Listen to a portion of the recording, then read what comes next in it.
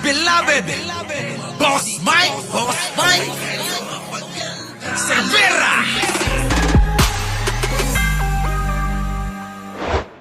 Oo. Lumipat ako ng bahay, mga kababayan, kasi doon sa daming chismosa eh. Oo. Oo. 'Di ba?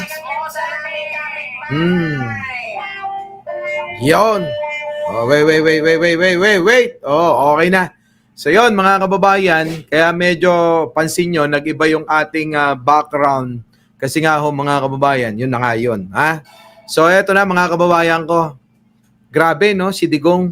Kung kailan pa talagang umabot ng ganong taon. Tapos kung kailan pa umabot, mga kababayan, na halos huli na ang lahat. Abay, mga kababayan, tila ba nagsisisi, mga kababayan? Oo, gusto pang humabol na makagawa ng mabuti yan. Ay, nako, mga kababayan, maniniwala pa ba kayo dyan?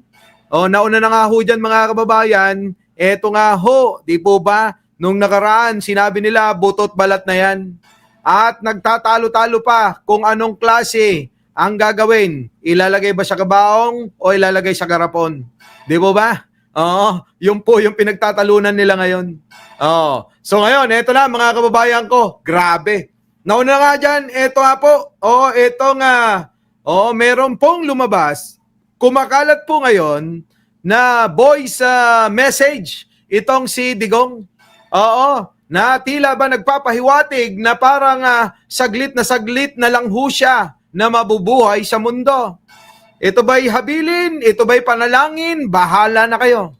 Pakinggan nyo ho, mga kababayan. Nako, yung iba malulungkot dito, yung iba matutuwa rito. Pero sinisigurado ko sa inyo, oo, sa gagawin nating reaction dito, ang mga DDS hindi magugustuhan to. Ano? Ito na, mga kababayan. Pasok! You know. Lord, Lord, I expect to pass through this world at once. Oh, eto na po audio message from Tatay Digong. Sabi we miss you po. PRRD. Talaga ba? Any good therefore that I can do, or any kindness that I can show to any fellow creature, Nako. let me do it now. Let me not defer or neglect it, for I shall not pass this way again.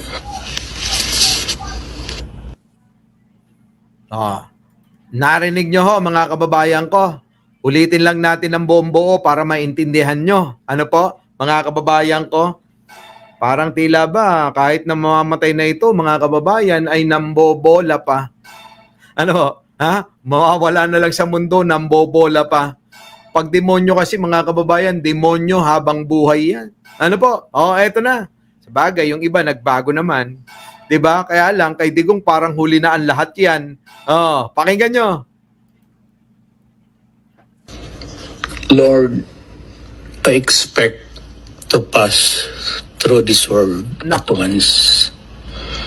Any good therefore that I can do, or any kindness that I can show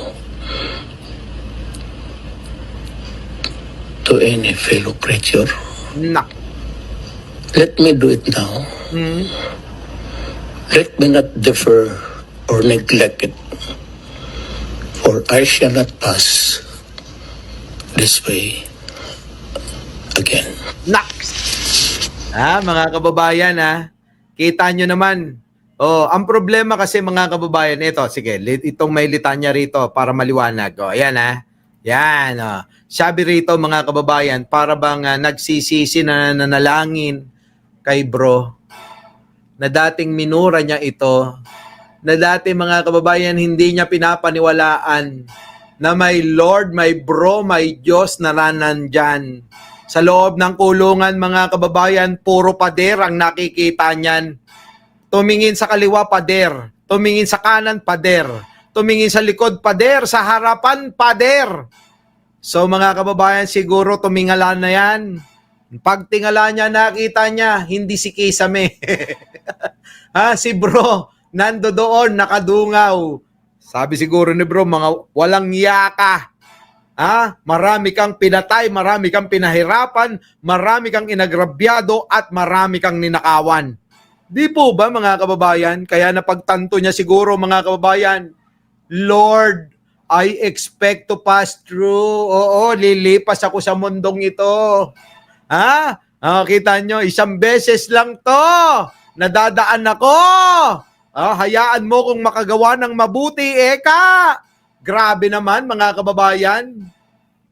Hayaang makagawa ng mabuti. Umabot ka na nga sa Pangulo na may pagkakataon ka na magawa ito.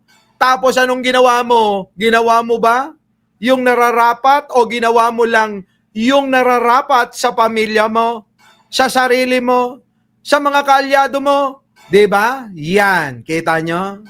Wag daw hayaan mga kababayan na siya'y lumisan na hindi magagawa ang kabutihan. Putik ka, Digong. Kung kailan pa nandiyan ka. Sa bagay mga kababayan, kung kailan tayo ay nasa lugar kung saan nalulumbay, nai-stress, lahat, walang pupuntahan, nasa kawalan, doon mo maalalang may Diyos palang nandyan. Tama? Di po ba mga kababayan? Tama. Tama talaga. Doon mo lang mapagtatanto at doon mo lang maiisip na may Diyos pala na nandyan dyan. Samantalang dati, ang ginagawa mo ay puro pangwawalangya, puro pagmumura sa kanya mismo. Di po ba mga kababayan ko? Kaya nga ho ito hindi ho AI yan, ako'y naniniwala. Opo, pinapakalat ng mga DDS yan. Mga kababayan ko, isipin nyo maigi nung nakaraan. Anong sabi ng mga yan? Lalong-lalo na si Bato, si Bongo, mga DDS na yan. Sabi nila mga kababayan, butot balat na yan. Mukhang hirap na ho si Digong sa loob ng kulungan. Deserve ba mga kababayan? Sa mga naniniwalang deserve niya yan, kung ano nangyayari dyan, kung ano dinadanas niyan, paki-press 1. Mga kababayan, at sa mga hindi, at naaawa, at hindi deserve ni Digong, paki-press 2. Mga kababayan, press nyo na yan!